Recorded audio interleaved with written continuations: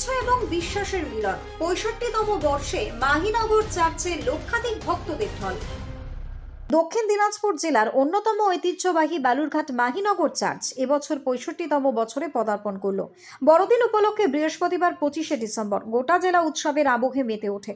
খ্রিস্ট ধর্মাবলম্বীদের প্রধান উৎসব বড়দিনে মাহিনগর চার্চে প্রভু যীশু খ্রিস্টের উদ্দেশ্যে বিশেষ প্রার্থনার পাশাপাশি সারাদিন ধরে ধর্মীয় এবং সাংস্কৃতিক অনুষ্ঠানের আয়োজন করা হয়।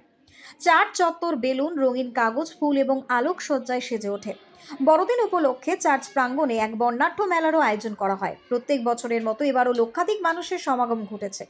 মধ্যরাতের বিশেষ প্রার্থনা থেকে শুরু করে দিনভর নানান অনুষ্ঠানে অংশ নিয়েছেন ভক্তরা। ভিড় সামলাতে এবং অপ্রীতিকর ঘটনা এড়াতে চার্চ চত্বরে কড়া পুলিশি নিরাপত্তার ব্যবস্থা করা হয়। উৎসব নির্বিঘ্নে সম্পন্ন করতে জেলা প্রশাসনও তৎপর ছিল। Bureau report, Hili news Bangla.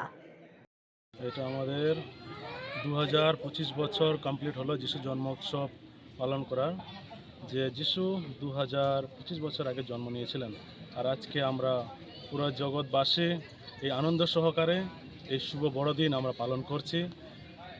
শুধু আমাদের এই মাহিনগরে না, সারা বিশ্বে প্রতিটি পরিবারে, প্রতিটি মানব জাতির অন্তরে আজকে আমরা যিশুর জন্মদিন পালন করছি।